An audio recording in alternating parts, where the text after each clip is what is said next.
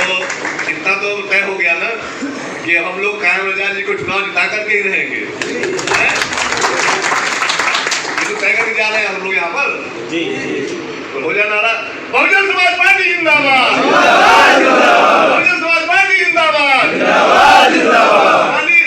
कुमारी मांझी जिंदाबाद, कुमारी मांझी जिंदाबाद, माननीय सतीश मिश्रा जिंदाबाद, माननीय सतीश मिश्रा जिंदाबाद, भाई कायम रजा जिंदाबाद।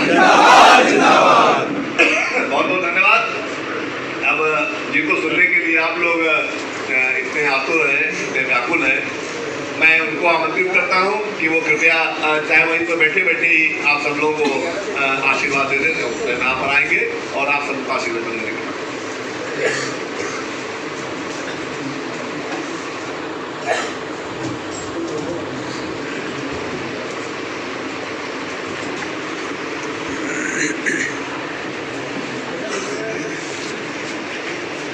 मंच पर उपस्थित सभी सम्मानित साथी नेतागण, श्री नकुल दुबे, पूर्व मंत्री श्री अरुण द्विवेदी जी, श्री कायम रजा जी, श्री पटेल जी, श्री राहुल रावत जी, अमित कुमार जी, सौरभ गौतम जी और यहाँ पर उपस्थित सभी सम्मानित साथियों, सबसे पहले तो मैं आज आप सभी को का स्वागत करते हुए बहुजन समाज पार्टी में, आज आप लोगों ने बहुजन समाज पार्टी में इतनी बड़ी संख्या में आपने ज्वाइन किया है, संस्था ली है, इसके लिए आपका बहुजन समाज पार्टी में हम आपका स्वागत करते हैं और आपको ज्वाइन करने के लिए धन्यवाद। आज जब हम लोग आपके बीच में हैं तो इस समय से और चुनाव के बीच में 1 महीने का फर्क है।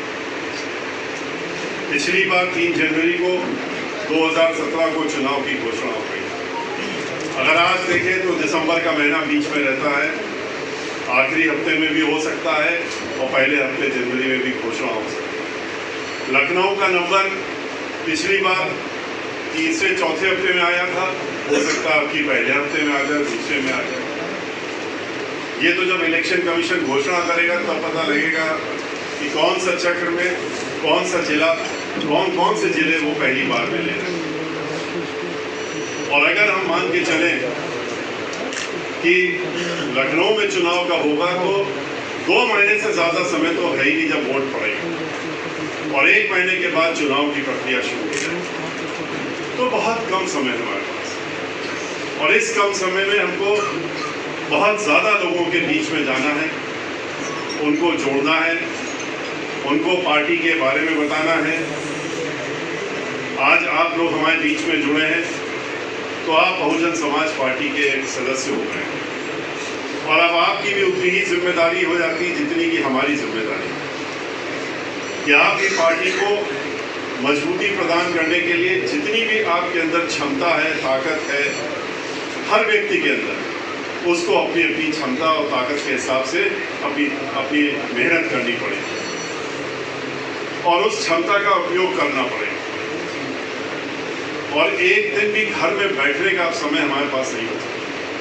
अगर हम 24 घंटे देंगे तभी शायद अगले 1 महीने में हम हर व्यक्ति तक पहुंच पाएंगे जिनको हम पहुंचना चाहते हैं, कि जिससे कि हम उनको अपनी बहुजन समाज पार्टी की नीति और रणनीति के बारे में बता सकें। हमारी पार्टी सर्वजन हिताय सर्वजन सुखाय के बारे में बात है।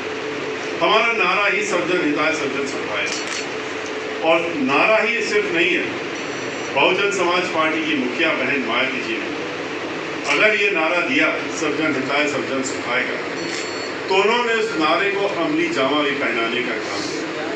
जब 2007 में पूर्ण बहुमत की सरकार उत्तर प्रदेश की बनी तो आप देख लीजिए, उठा करके पन्नों को पलट करके इतिहास को वापस ले जा करके, ये 10 वर्ष और वो 5 वर्ष, उन 5 वर्षों में सबकी सरकार थी। खास तौर से जो लोग गरीब, जो जिनके पास नहीं था कुछ, वो लोग, और जो मजबूर थे, जो मजबूत नहीं थे, ऐसे लोगों को, किसी भी धर्म के हों, किसी भी जात के हों, उनको बढ़ाने का काम बहन मायावती जी ने उस सरकार में किया। दिन रात उन्होंने अपनी पूरी मेहनत इसी में लगाई 5 साल तक कि कैसे हम इनका भी उचित स्थान दें, जिससे कि ये जो इनके मजबूत साथी हैं, जो ऊपर बैठे हुए हैं या जो सक्षम हैं, तो इन जो सक्षम नहीं है हमारे साथी, इनको हम मजबूती दे करके और उनके बराबर में खड़ा कर सके, जिससे कि ये सम्मान पूर्वक कह सके कि हम भी आज आपके कंधे से कंधा मिला करके और एक साथ हम लोग कहीं दबे कुचले नहीं है। हम भी हमारी भी ताकत बहन मायावती जी ने इतनी बढ़ा दी है कि आज हम भी अपने मान सम्मान और स्वाभिमान के साथ में सर उठा करके खड़े हुए हैं। तो ऐसी ताकत देने का काम अगर किसी ने किया है तो वो सिर्फ और सिर्फ बहन मायावती जी, क्योंकि वो इन्हीं के बारे में हमेशा सोचती थी। उन्होंने इन सरकारों की तरह नहीं, समाजवादी पार्टी की सरकार जब आई तो क्या हुआ, पूरे प्रदेश में दंगे फसाद, कौन नहीं जानता मुजफ्फरनगर में क्या, कौन नहीं जानता पूरे प्रदेश में कितने दंगे हुए। और दंगे होते नहीं है, दंगे कराए जाते हैं। अगर दंगे अपने आप होते तो फिर 5 साल क्यों नहीं हुए? 2007 से 12 के बीच में क्यों नहीं कोई दंगा हुआ? क्यों आपस में सब मिल करके रहे? क्यों भाईचारा बना के चला? कोई आपस में मनमुटाव नहीं हुआ। 12 के बाद 17 में जब दूसरी सरकार आई तो उसमें तो कहने की बात क्या, वो तो दहशत का माहौल पूरे प्रदेश में, कोई हर आदमी दहशत में जी रहा है, किसी भी जात का हो, किसी भी धर्म का हो, किसी वर्ग का हो, सबको दहशत में इन्होंने जीने के लिए मजबूर कर रखा है। लेकिन बहन मायावती जी की सरकार थी तो सब एक साथ सुकून से रहते थे। इसी को जानने की जरूरत है। खाली इतना ही नहीं, कानून द्वारा कानून का राज किसने चलाया? हमारे दुश्मन भी, हमारी जो पार्टियां, हमारी विरोधी पार्टियां हैं, वो भी बैठती हैं तो यही कहती है कि कानून का राज चलाना सिर्फ बहन मायावती जी को आता है। और सरकार में बैठे हुए लोग भी कौन सी फाइलें उठाते हैं जब कानून की बात करनी होती, जो बहन मायावती जी की सरकार के दौरान में हुई, उसमें ढूंढते हैं, पन्ने खंगालते हैं, कैसे चलाया, कैसे संभाला। लेकिन इसके लिए क्षमता चाहिए, इसके लिए संकल्प भी चाहिए और दृढ़ संकल्प चाहिए। ये लोग तो खाली ये देखते हैं ये हमारा अपना है, ये इस जात का है, ये इस धर्म का है, ये हमारा व्यक्ति है, इसको इस तरह से करना है। दूसरे लोगों को रोको और ठोक दो। बहन मायावती जी के यहाँ ये नहीं। अगर बहुजन समाज पार्टी का भी कोई व्यक्ति हो और यहाँ तक कि मेंबर ऑफ पार्लियामेंट, अगर उसने कानून को अपने हाथ में लेने की कोशिश की तो उन्होंने भी इतिहास रचने का काम किया कि अपने बंगले में 15 दिन पुरानी सरकार थी 2007 में, अपने बंगले में बुला करके और अपने ही सांसद को वहीं पर हथकड़ी लगवा करके जेल में भिजवाने की, उसने गरीबों की झोपड़ियों पर अपना बुलडोजर चला और कब्जा करने का काम किया। ये सोचा था कि अब तो हमारी सरकार अब क्या है, जैसे कि अब होता है। लेकिन उन्होंने दिखाने का काम किया, अपने मंत्री जो थे उनको जेल भेजने का काम किया। बहन मायावती जी ने जब अपने लोगों को नहीं बख्शा तो जो दूसरे गुंडे बदमाश मवाली हैं उनको तो पता ही था कि उनके साथ में कैसा हश होगा। और कई ऐसे लोग थे जो 5-5 साल तक खाली जेल की सलाखों के पीछे बैठे रहे, बाहर नहीं निकले, वहीं पर उन्होंने अपने 5 साल निकालने का काम किया। वो बात दूसरी है कि सरकार जाने के बाद वो लोग बड़े बड़े ओहदों में बैठ गए। बहन मायावती जी ने विकास करने का पूरे उत्तर प्रदेश को विकास के दौर में रखा, यूनिवर्सिटियां बनाई, 7 यूनिवर्सिटियां बनाई, दर्जन भर मेडिकल कॉलेज बनाने का काम किया, 29,000 प्राइमरी स्कूल बनाने का काम किया, 29,500 गांव सीसी रोड के साथ लगाते हुए उन्होंने संपूर्ण उसका पूरा डेवलपमेंट करने का काम किया, समग्र विकास करने का काम किया। जितनी चीजें जरूरत थी 23 जिले बनाने का काम किया, नए जिले बनाए। जब नए जिले बनते हैं तो सभी कुछ बनता है। हॉस्पिटल्स बनाने का काम किया, हर जिले में नया अस्पताल देने का काम किया। मेडिकल कॉलेज के साथ साथ में उन्होंने आईटी कॉलेज हुए, यूनिवर्सिटीज हुई, उसके साथ में उनके कॉलेजेस भी बनाने का काम किया। गरीब बच्चों को कंपटीशन में बैठ सके और बैठ करके वहाँ पर वो भी अधिकारी अफसर बन सके, इसलिए उनको पढ़ाने का काम किया। उनके लिए हॉस्टल खोले जहाँ मुफ्त में कोचिंग दिलवाने का काम बहन माँ की। हर जिले में कोचिंग सेंटर खुलवा करके और वहीं पर उन गरीबों के लिए हॉस्टल भी बनाने का, जिससे कि वहाँ पढ़ करके और अधिकारी बन सकें और बाकी लोगों के साथ में बैठ करके अपने लोगों का विकास करने का काम वो लोग भी कर सकें। जो बहन मायावती जी ने किया, उन्होंने जो विकास किए उत्तर प्रदेश में, उसकी गिनती तो इतनी बड़ी है। जो अभी परसों बहन मायावती जी ने, हमारी आदरणीय राष्ट्रीय अध्यक्ष ने एक बुकलेट जारी की, उसको पढ़ते पढ़ते थक जाते लोग। उसका ये सामने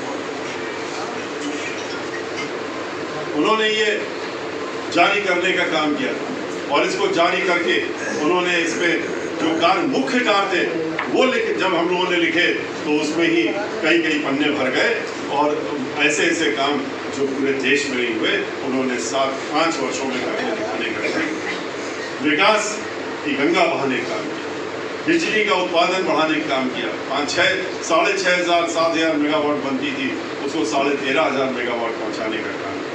हर तरीके से सबके बारे में सोचने, एम्प्लॉयमेंट देने का काम किया, नौकरियां देने का काम किया।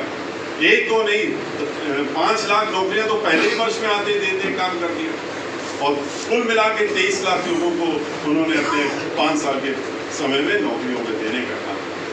और किसी भी जो भी नौकरियां दी गई, जो भी जहाँ लोग बैठाला गया, कोई भी उंगली नहीं उठा पाया कि किसी भी प्रकार का पक्षपात या उसमें कोई घपला हो पाया, ये कोई भी नहीं। सब खुले हिसाब से सबके लिए, चूंकि गरीबों के बारे में सोचने का काम करती है, मजदूरों के बारे में सोचने का काम करती, किसानों के बारे में सोचने का काम करती, उन्होंने इन सब वर्गों के बारे में सोचने का काम। किसान की आमदनी, ये लोग तो झूठ मूठ का कहते हैं कि हम तो 2 गुना कर देंगे। 25 रुपए बढ़ाए 5 सालों में इन्होंने गन्ना किसान। और बहन मायावती जी ने अपने 5 साल के कार्यकाल में 2 गुना करने का काम किया था, 125 से 250।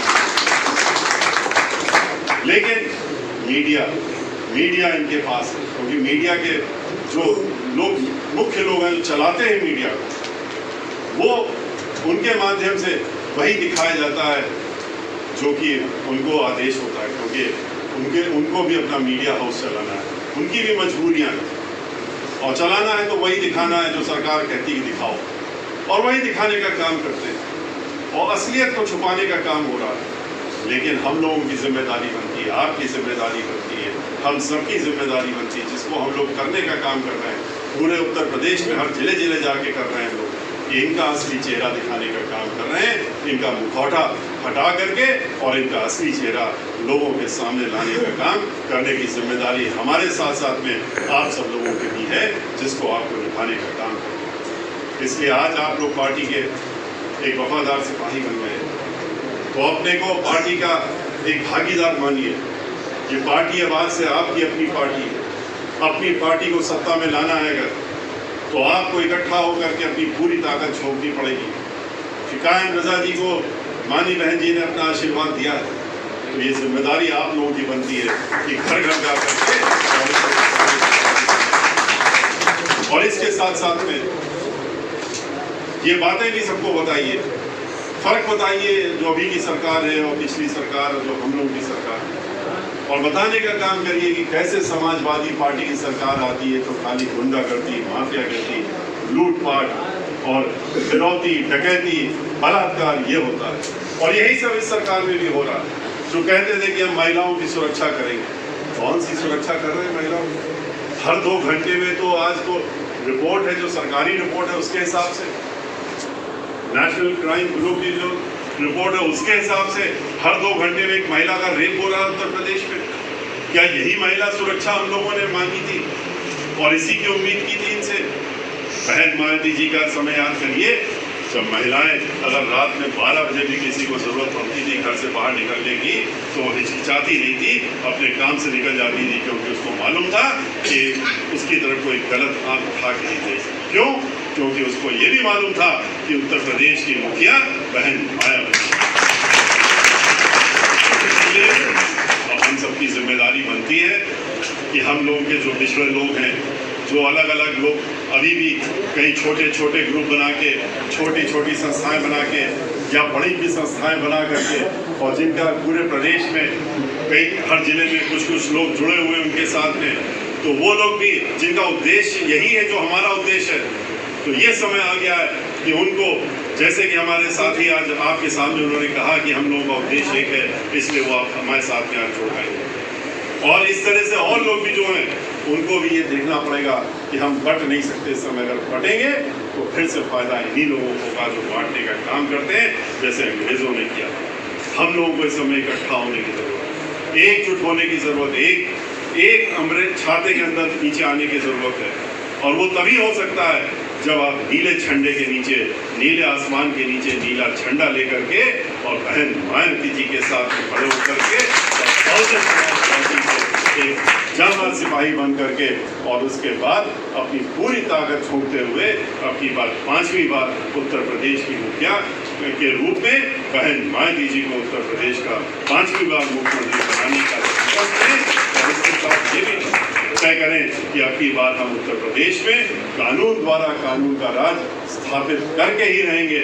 और वो तो तभी हो सकता है जब बहन मायावती जी इस प्रदेश की मुखिया होंगी, तभी इस सपने को हम साकार कर सकते हैं। इसी के साथ मैं अपनी बात समाप्त करता हूँ और आपको पुनः धन्यवाद देते हुए अपनी बात को यही खत्म करता हूँ। जय भीम, जय भारत।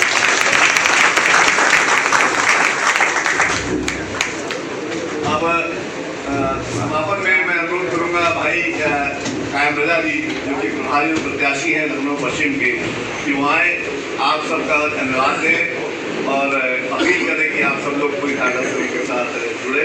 माननीय श्री कायम रजा जी।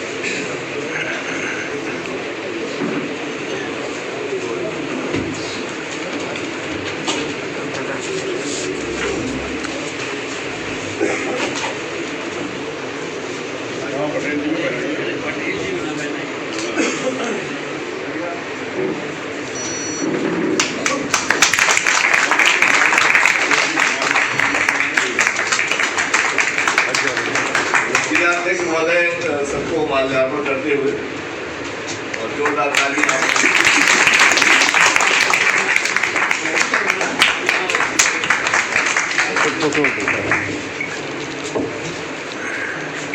सभी लोग जय भीम, नमस्कार।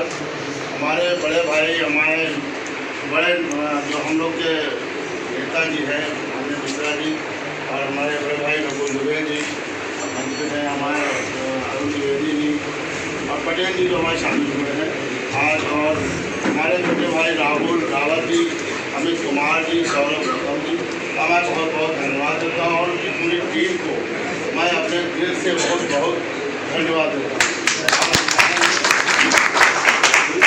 हम चाहेंगे इसी तरह जैसे आज सब लोग आए हैं, पूरी टीम लग के इस क्षेत्र में पश्चिम विधानसभा क्षेत्र को बिल्कुल इतिहास बदलना है। सबको हमारे बड़े भाई कहिए या हमारे चाचा कहिए, माननीय सतीश मिश्रा जी का मान सम्मान बढ़ाना है और हमारी बहन जी को 5वीं बार मुख्यमंत्री बनाना है। इन्हीं बातों को बाद में मैं धन्यवाद सबका देता हूँ। जय भीम, जय भारत।